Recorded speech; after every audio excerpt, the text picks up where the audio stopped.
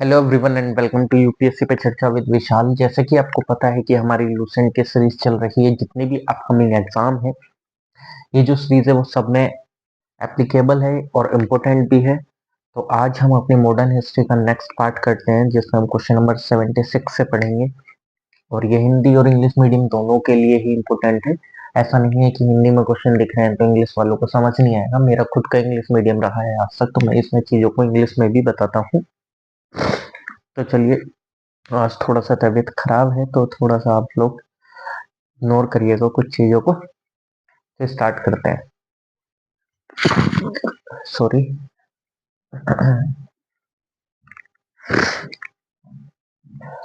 आपको 76 क्वेश्चन में मैच करने के लिए बोला गया है। उनकी उपाधि, एक तरीके से जितने भी मुगल शासक थे और उनको क्या उपाधि दी गई थी, एक तरीके से उनको किस नाम से बुलाते थे।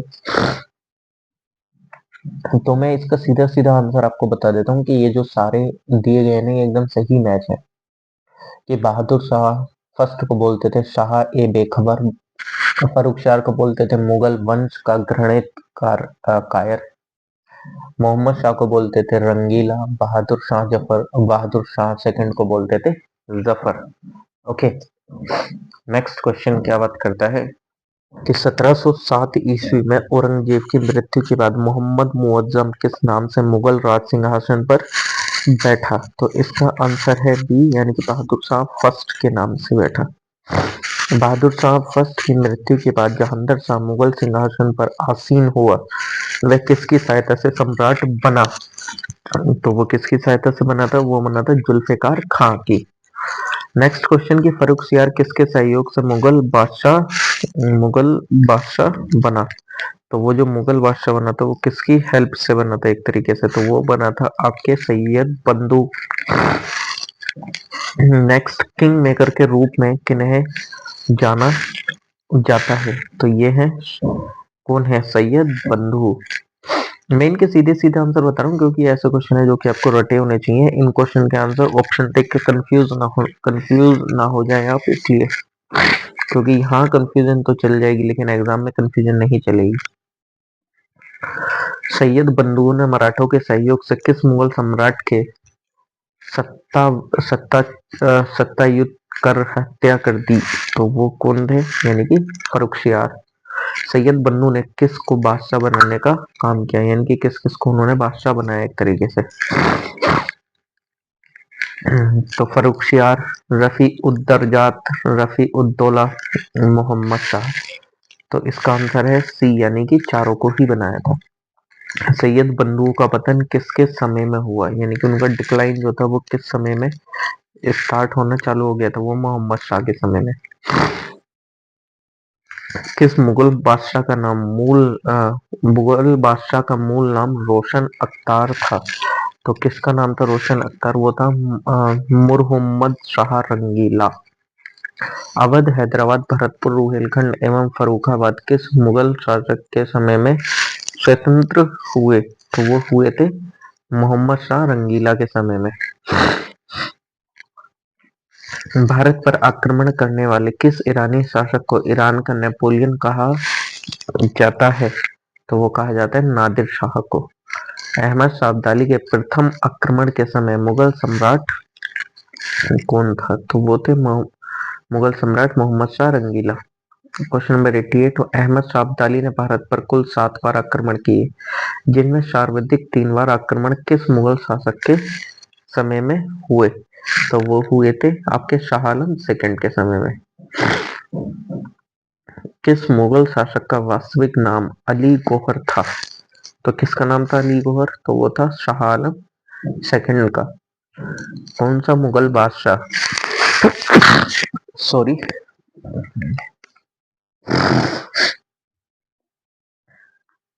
क्वेश्चन नंबर 90 की कौन सा मुगल बादशाह विषम परिस्थितियों के कारण, विशेषतः मीर बख्शी नजीबुद्दौला के भय के कारण 12 वर्ष दिल्ली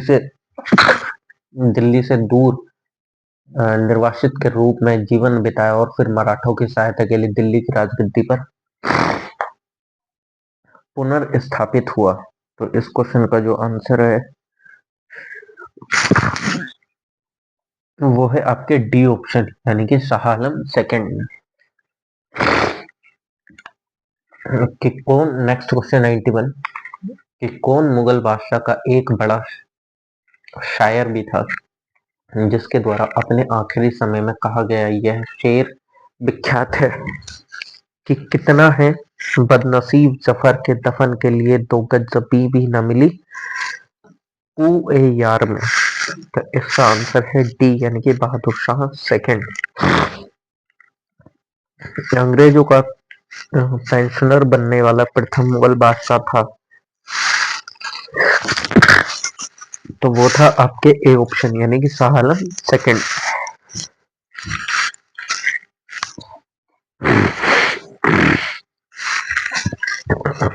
नेक्स्ट क्वेश्चन कि इसमें आपको मैच ऑफ फॉलोइंग के राज्य और उनके संस्थापक को मिलाना है।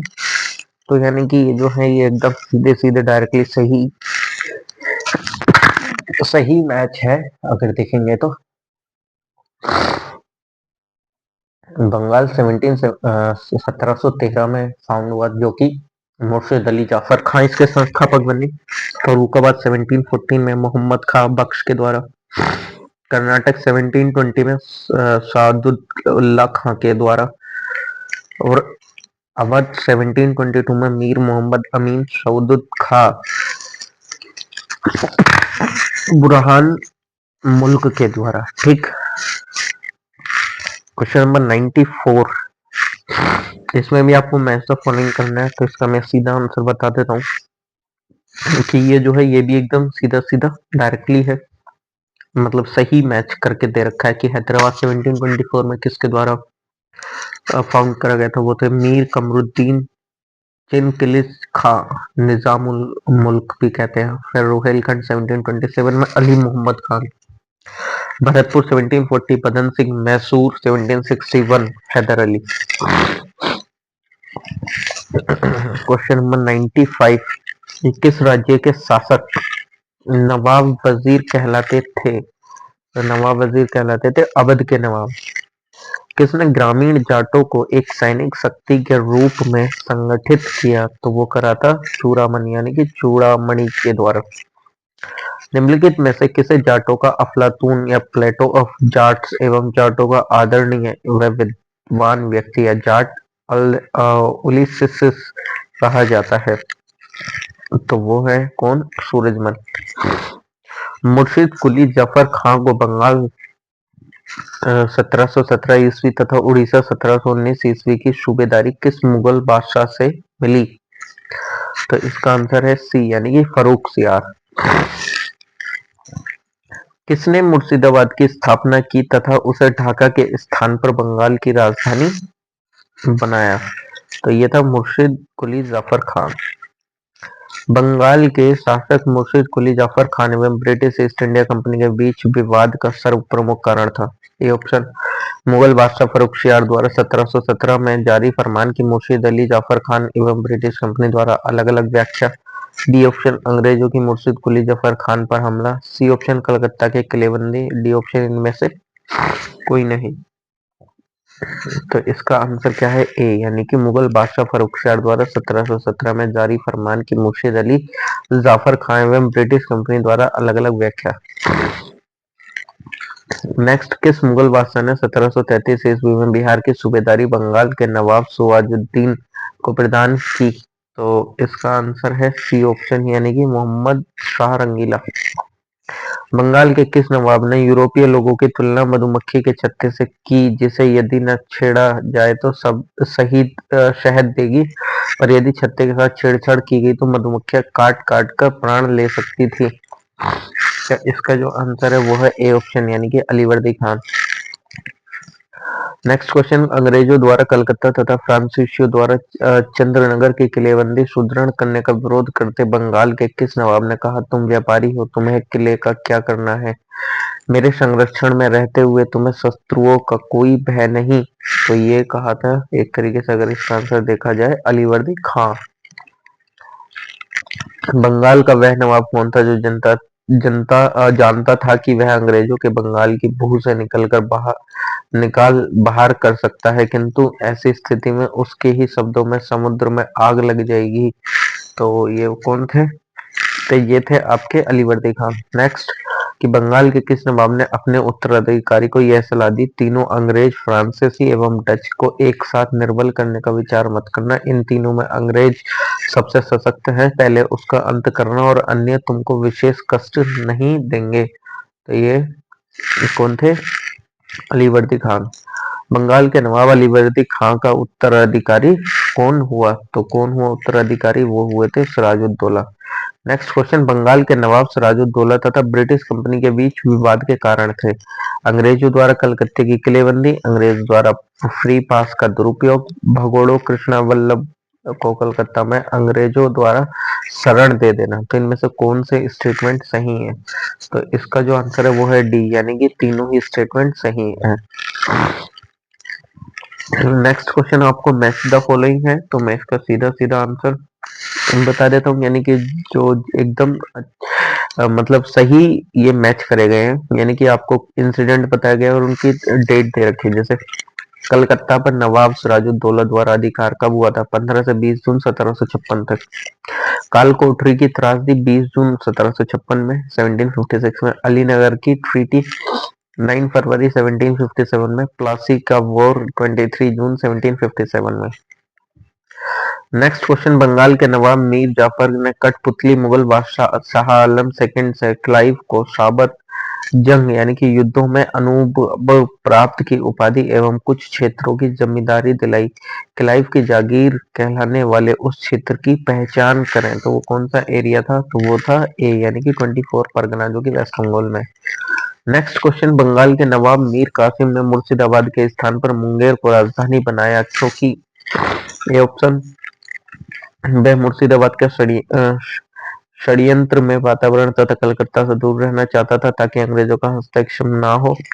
बी ऑप्शन, बंगाल के गवर्नर वेनेस्टार्ट ने उसे ऐसा करने के लिए दबाव डाला था। सी ऑप्शन, मुंगेर के रमणीक वातावरण से वह बहुत प्रभावित था। डी ऑप्शन, इनमें से कोई नहीं। तो जो इसका आंसर इसका जो आंसर है वो है ए ऑप्शन, यानी कि एक तरीके से वह मुर्शिदाबाद के षड्यंत्र में वातावरण तथा कलकत्ता से दूर रहना चाहता था ताकि अंग्रेजों का हस्तक्षेप ना हो। नेक्स्ट, बंगाल के किस नवाब ने ब्रिटिश कंपनी के गवर्नर को लिखा कि भद्र पुरुष आपके भद्र पुरुष इस प्रकार व्यवहार करते हैं, वे समस्त देश में गड़बड़ी फैलाते हैं, लोगों को लूटते हैं तथा मेरे अधिकारियों का अनादर करते हैं तथा उन्हें शारीरिक यातना देते हैं। तो इसका आंसर है मीर कासिम। नेक्स्ट, बंगाल के किस नवाब ने 2 वर्ष के लिए सभी व्यापारियों के लिए समस्त व्यापारिक करों एवं चुंगियों को खत्म कर एक बड़ा असाधारण कदम उठाया था? तो इसका आंसर है सी, यानी कि मीर कासिम। नेक्स्ट, क्लाइव एवं मुगल बादशाह शाह आलम सेकंड के बीच हुए इलाहाबाद की प्रथम संधि 12 अगस्त 1765 के संदर्भ में इन कथनों पर विचार कीजिए। फर्स्ट ऑप्शन है, शाह आलम सेकंड को कड़ा व इलाहाबाद के जिले दिए गए। सेकंड ऑप्शन, कंपनी को 26 लाख रुपए सालाना के बदले बंगाल, बिहार एवं उड़ीसा की दीवानी स्थायी रूप से मिली। थर्ड स्टेटमेंट, हैदराबाद के उत्तरी जिले उत्तर के जिलों हैदराबाद के उत्तर के जिलों उत्तरी सरकार को अंग्रेजों के जागीर के रूप में मान्यता दी गई। तो इनमें से कौन से स्टेटमेंट सही है? तो यानी कि डी, यानी कि तीनों स्टेटमेंट सही है। नेक्स्ट क्वेश्चन, इलाहाबाद की द्वितीय संधि 16 अगस्त 1765 किन के बीच हुई? यानी कि ट्रीटी ऑफ इलाहाबाद किन किन के बीच में हुई थी? तो वो हुई थी आपके सुजाउद्दौला एवं क्लाइव के बीच में। नेक्स्ट, कर्नल क्लाइव का गधा या सियार की संख्या किसे दी गई थी? तो इसका जो आंसर है वो क्या है? ऑप्शन नंबर बी, यानी कि मीर जाफर। कलकत्ता की सुप्रीम कोर्ट के एक न्यायाधीश ने बंगाल के किस नवाब को भूसे से भरे एक बोतल फैंटम के रूप में उल्लेखित किया? तो इस क्वेश्चन का आंसर है मुबारकुद्दौला। नेक्स्ट, कर्नल मालसन ने कहा, कंपनी के अधिकारियों का अब एक ही उद्देश्य है, जितना लूट सको लूटो, और यह है कि वह सोने की ऐसी थैली है जिसमें जब जी चाहे हाथ डाल लो। इसमें वह किसके लिए प्रयुक्त किया गया है? तो इसका आंसर है बी ऑप्शन, यानी कि मीर जाफर के लिए। क्वेश्चन नंबर 118, किसने फ्रांसीसी विशेषज्ञों की मदद से डिंडीगुल में एक आधुनिक शस्त्रागार स्थापित किया? तो वो किसने करा था? वो है आपके हैदर अली। किसने घोषणा कर रखी थी कि वह अंग्रेजों को पहले तो अकार्ड से निकाल बाहर करेगा और अंततः भारत से? तो ये किसने योजना बना रखी थी? ऑप्शन नंबर सी यानी कि हैदर अली। क्वेश्चन नंबर 120, इसमें आपको सीधा सीधा मैच करना है, तो इसका मैं सीधा आंसर बता देता हूँ। तो इसका आंसर ए यानी कि ये सही मैच ऑलरेडी, यानी कि जो फर्स्ट एंग्लो मैसूर वॉर हुआ था वो 1767 से 1769 में हुआ, और ये इसके टाइम पे क्या हुई? मद्रास की ट्रीटी हुई। सेकेंड एंग्लो मैसूर वॉर 1780 से 84 के बीच में हुआ, इसमें मैसूर ट्रीटी हुई। थर्ड एंग्लो मैसूर वॉर हुआ 1790 से 92, इसमें श्रिंगमपट्टनम ट्रीटी हुई। क्वेश्चन नंबर 121, ये भी एकदम मैच द फॉलोइंग है, तो ये जो है एकदम सही तरीके से मैच ऑलरेडी दे रखे हैं आपको। वॉर दे रखा है और आपसे पूछा है कि इंग्लिश इंग्लिश सोल्जर्स का नेतृत्व किसने किया था, यानी कि कमांड कौन संभाल रहा था उस टाइम पे? तो जो फर्स्ट एंग्लो मैसूर वॉर था उस समय पे general Smith, second Anglo Mysore war के समय पे general Eyre Coote, third Anglo Mysore war के समय पे मेजर जनरल मेडोज, और फोर्थ एंग्लो मैसूर वॉर के समय पे general Stuart. Next question, Hyder Ali की मृत्यु 1782 ईस्वी में किस युद्ध के दौरान हुई थी? तो ये हुई थी आपकी द्वितीय यानी कि सेकेंड एंग्लो मैसूर युद्ध के दौरान। द्वितीय एंग्लो मैसूर युद्ध को बंद करने के लिए टीपू सुल्तान तथा अंग्रेजों के मध्य मंगलोर यानी कि मैंगलोर ट्रीटी 1784 में हुई इस संधि पर अंग्रेजों की ओर से हस्ताक्षर करने वाले मद्रास के गवर्नर का क्या नाम था? तो वो नाम था आपके क्या? लॉर्ड मैकरीने। सेकेंड एंग्लो मैसूर वॉर के समय गवर्नर जनरल कौन था? तो वो कौन थे? आपके ए ऑप्शन यानी कि वॉरेन हेस्टिंग। 125, टीपू सुल्तान तथा कॉर्नवालिस के बीच 1792 ईस्वी में श्रिंगमपट्टनम की संधि हुई, इसके तहत ऑप्शन दे रखे हैं आपको। टीपू को अपना आधा राज्य अंग्रेजों को देना पड़ा, टीपू को 3 करोड़ रुपए युद्ध क्षति के रूप में देना पड़ा, ब्रिटिश रेजिमेंट का श्रिंगपट्टनम में स्थापित करना पड़ा, अपने 2 बेटों का बंधक स्वरूप अंग्रेजों के पास रखना स्वीकार करना पड़ा। तो इसका जो आंसर है वो है आपके सी ऑप्शन, यानी कि थर्ड ऑप्शन छोड़ के बाकी तीनों ऑप्शन सही है, यानी कि 1, 2 एंड 4। टीपू सुल्तान ने अंग्रेजों को निष्कासित करने के लिए निम्न में से किन देशों के साथ एक तरीके से संपर्क स्थापित किया? फ्रांस, अरब, अफगानिस्तान, मॉरिशस या तुर्की? तो इसका आंसर है डी ऑप्शन, यानी कि जितने भी कंट्री दी गई हैं उन सब के साथ। नेक्स्ट, टीपू सुल्तान के संबंध में इन कथनों पर विचार कीजिए। टीपू ने एक नया कैलेंडर या पंचांग लागू किया। सेकंड स्टेटमेंट, टीपू ने सिक्का ढलाई की एक नई प्रणाली की शुरुआत की।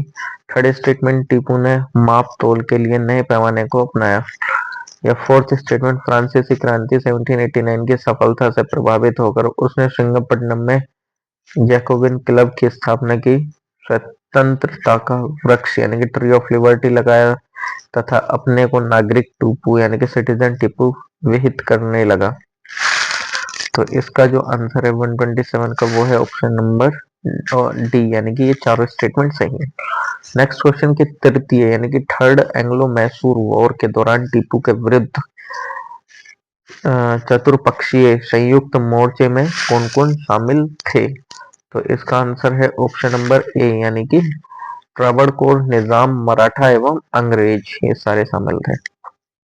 129 में आपको बताया कि फोर्थ एंग्लो मैसूर वॉर के संबंध में स्टेटमेंट पर आप विचार कीजिए।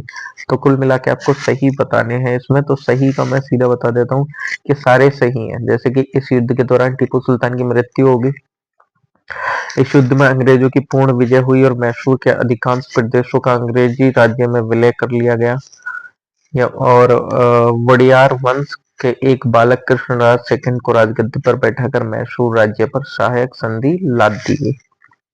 क्वेश्चन नंबर 130, किसने कहा था मैं अंग्रेजों के स्थल साधनों को तो समाप्त कर सकता हूं परंतु समुद्र को नहीं सुखा सकता? तो इस 130 वाले का आंसर है ऑप्शन नंबर बी, यानी कि टीपू सुल्तान ने। नेक्स्ट, किसी अत्यंत प्रिय उक्त थी, भीड़ की तरह एक लंबी जिंदगी जीने से कहीं बेहतर है शेर की तरह एक दिन जीना। तो इसका जो आंसर है किसने कहा था, 131 का बी यानी कि टीपू सुल्तान ने। नेक्स्ट इन स्टेटमेंट पर आपको देखना है और इनमें बताना कौन से सही है। तो पहले मैं ये बता देता हूँ आपको कौन कौन से स्टेटमेंट इसके सही है, फिर मैं आपको वही पढ़ के बता दूंगा। तो इसका ऑप्शन है डी यानी कि सारे ही सही है। तो अब हम देख लेते हैं।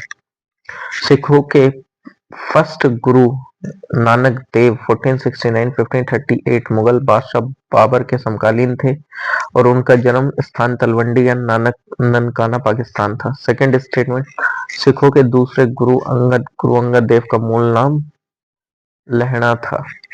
थर्ड स्टेटमेंट, अकबर ने सिखों के चौथे गुरु रामदास को 500 बीघा जमीन दान में दिया जिस पर उन्होंने अमृतसर नामक तालाब बनवाया। नेक्स्ट, सिखों के पांचवें गुरु गुरु अर्जन देव ने अमृतसर में हरमिंदर साहिब स्वर्ण मंदिर के नाम से प्रसिद्धि की नींव रखी। गुरु की गद्दी पर वंशानुगत उत्तराधिकारी का प्रचलन किया गया तथा शहजादा खुसरो की मदद से गुरुओं द्वारा पहली बार राजनीतिक मामलों में रुचि दिखाई। तो ये चार स्टेटमेंट सही। नेक्स्ट क्वेश्चन, किस सिख गुरु ने प्रत्येक सिख से दशंशास धार्मिक कर वसूल करना आरंभ किया एवं साधु वेश त्याग कर राजसी वस्त्र पहनना आरंभ किया? तो 133 का जो आंसर है वो आपके क्या है, यानी कि ये ऑप्शन यानी कि अर्जुन देव। नेक्स्ट, निम्नलिखित में से किस पद्धति का प्रयोग वेलेस्ली ने अपने राजनीतिक उद्देश्यों को प्राप्त करने के लिए नहीं किया था? तो सहायक संधि,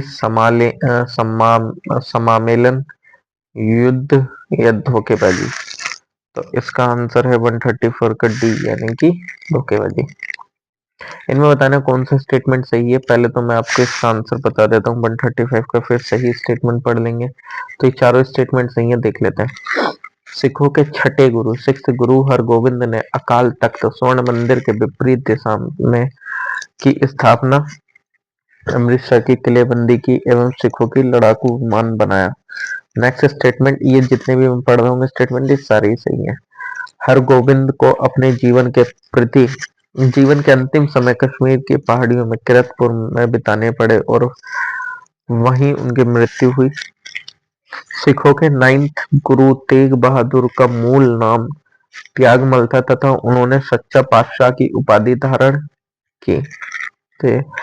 और नेक्स्ट स्टेटमेंट, मुगल बादशाह अंग्रेजों ने तेग बहादुर की हत्या करवाई थी और उनके शहीद स्थल पर शीशगंज गुरुद्वारा दिल्ली बनाया गया, ये चांदनी चौक में है। 136, किस सिख गुरु ने कहा था सर दाद सरे यानी कि शार न दाद, मैंने सिर कटवा दिया लेकिन अपनी रहस्य नहीं बताया? तो ये किसने बोला था, ये था option number C, Tegh Bahadur. Next, किस सिख गुरु को बाकला के बाबा कहा जाता है? तो यह है कौन, यह है तेग बहादुर।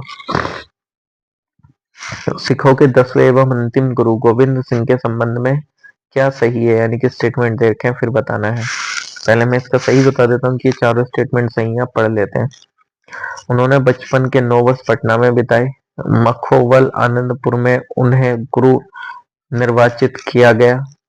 उन्होंने 1699 ईस्वी में खालसा का आदेश सिखों के लिए बनाए गए नियम जारी किए। उन्होंने पाहुल प्रथा जाति बंधन तोड़ने हेतु एक ही कटोरे में सामूहिक अमृतपान एवं प्रसाद ग्रहण करने की प्रथा का आरंभ किया। नेक्स्ट क्वेश्चन, गुरु गोविंद सिंह की रचनाएं हैं दसम ग्रंथ, चंडी चरित्र, विचित्र नाटक, जफरनामा। तो इस क्वेश्चन का आंसर है डी यानी कि चारों है। क्वेश्चन नंबर 140, किसने मुखलिसपुर में लोहगढ़ नामक मजबूत किला बनवाया? तो इस क्वेश्चन का आंसर है सी ऑप्शन यानी कि बंदा बहादुर बीर बंदा बैरागी। नेक्स्ट क्वेश्चन, किस मुगल बादशाह के आदेश पर बंदा बहादुर की हत्या की गई? तो उनकी जो हत्या की गई थी वो की गई थी यानी कि फर्रुख सिहार के कहने पर।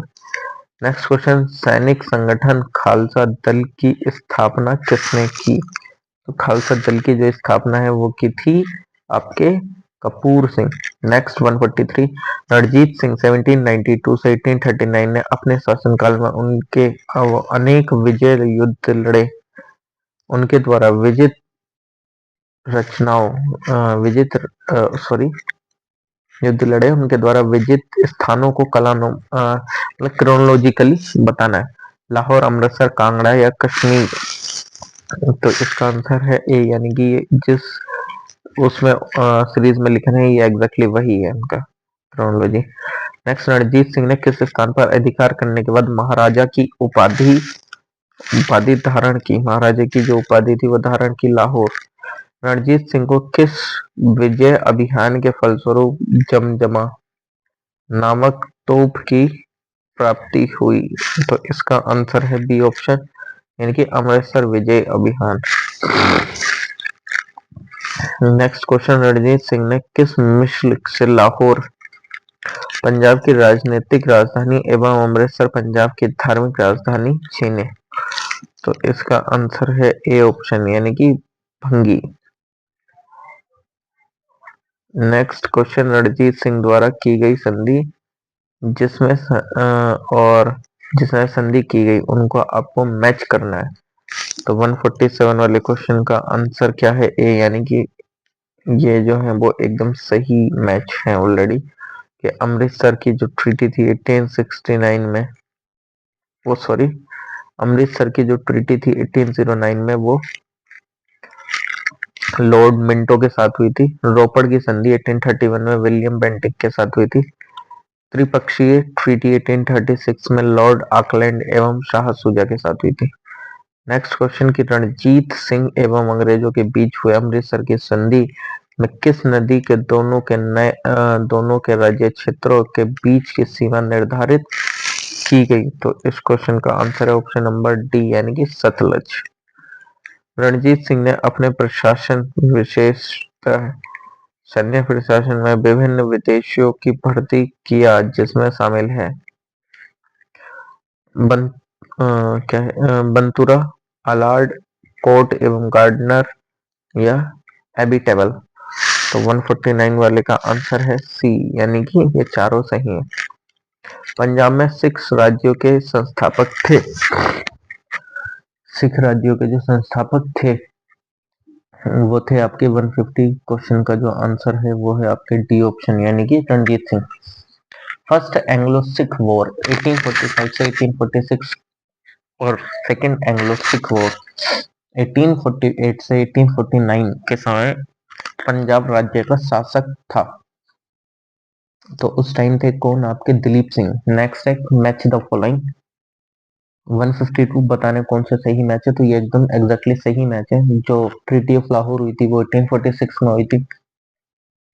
बहरोवाल की जो ट्रीटी थी वो भी 1846 में हुई थी। पंजाब का जो अंग्रेज राज्य में विलय हुआ था एक तरीके से, तो वो 1849 में ही हुआ था। नेक्स्ट, भारत के किस गवर्नर जनरल के समय में संधि का विलय अंग्रेजी राज्यों में किया गया था? 153 का है ए, लॉर्ड एलन टो। 153 हो गया। नेक्स्ट 154 क्वेश्चन, सिंध विजय का श्रेय किसे दिया जाता है? यानी कि सिंध को कब्जे में लिया सर चार्ल्स नेपियर। वेलिस्ले की सहायक संधि स्वीकार करने वाले राज्य को क्रोनोलॉजिकली बताइए। हैदराबाद, मैसूर, तंजौर, अवध, पूना के पेशवा। तो इसका आंसर है ए, यानी कि पहले 1, यानी कि हैदराबाद, फिर आए मैसूर, फिर तंजौर, फिर अवध, फिर पूना के पेशवा, यानी कि एग्जैक्टली सही एक क्रोनोलॉजी में है। सहायक संधि के संबंध में किसने कहा, हमारी नीति और हमारे लक्ष्य ने भारतीय राज्यों को शून्य की स्थिति में पहुंचा दिया है? तो 156 का आंसर है ए, यानी कि लॉर्ड वेलेस्ली। सहायक संधि के संदर्भ में किसने कहा था, स्थानीय राजाओं का अस्तित्व उसी दिन समाप्त हो गया जिस दिन वे कंपनी द्वारा सुरक्षित बने या कंपनी उनकी सहायक बनी? तो इसका आंसर है बी ऑप्शन, यानी कि कार्ल मार्क्स। भारत में सहायक संधि का जन्मदाता आविष्कारक कौन था? एक तरीके से आविष्कारक था तो इसका आंसर है डुप्ले। सहायक संधि को सुनिश्चित एवं व्यापक रूप किसने प्रदान किया? तो ऑब्वियसली बात है, इसका आंसर क्या होना चाहिए? Lord Wellesley. क्वेश्चन नंबर 116 को सीधा सीधा मैच करना है, तो मैं इसका सीधा आंसर बता देता हूँ, यानी कि ए ऑप्शन, यानी कि सही मैच है। पिंडारियों का दमन, decline, Lord Hastings. First Anglo Burma war, Lord Amherst. ठगों का दमन, विलियम बेंटिक। मैकाले का शिक्षा नीति प्रस्ताव, विलियम बेंटिक। 161 भी आपका मैच द फॉलोइंग है, इसका भी सीधा आंसर बता देता हूँ, वो है आपका बी। 161 का बी ऑप्शन, यानी कि समाचार पत्रों पर प्रतिबंधित समाप्त, यानी कि चार्ल्स मेटकाफ के समय। ओके, चार्ल्स मेटकाफ के समय।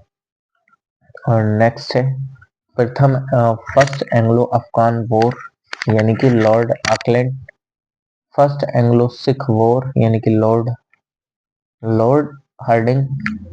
और लास्ट हिंदू विधवा पुनर्विवाह एक्ट, लॉर्ड डलहौजी।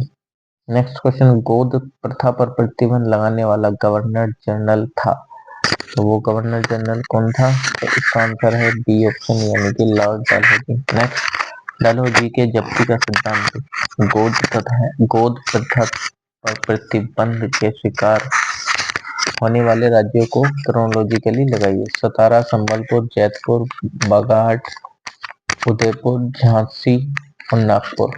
तो 163 का जो आंसर है वो है आपके क्या? ए ऑप्शन, यानी कि ये एकदम सही है। 1 2 3 4 5 6, सतारा, संबलपुर, जयपुर, बघाट, उदयपुर, झांसी, नागपुर। 164 को आप मैच द फॉलोइंग करेंगे, 164 का आंसर बी ऑप्शन, यानी कि ये सही एकदम मैच है कि ट्रीटी ऑफ सुगोली 1816 में हुई थी। फर्स्ट एंग्लो बर्मा वॉर 1824 से 1826, second Anglo Burma war 1852, third Anglo Burma war 1885 1886। ये जो स्टेटमेंट दिए गए हैं उनमें से बताना है कौन से सही है।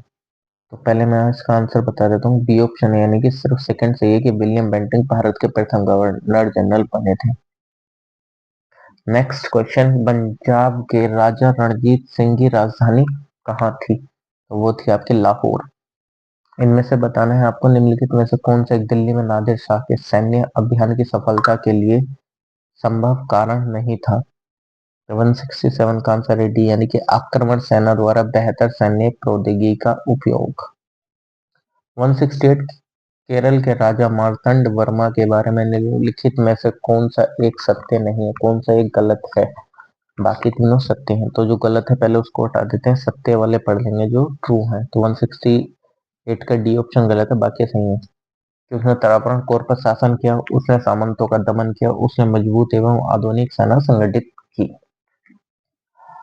नेक्स्ट क्वेश्चन, राज्य अपहरण नीति के बारे में निम्नलिखित में कौन सा एक सही है? यानी कि सिर्फ एक ही सही है, तो जो सही है वही देखते हैं ना हम। तो वो जो सही है वो है, इसने भारतीय राजाओं का सम्मेलन अनिवार्य बना दिया यदि उत्तराधिकारी को गोद लिया जाना ब्रिटिश प्राधिकारी द्वारा अनुमोदित ना हुआ हो।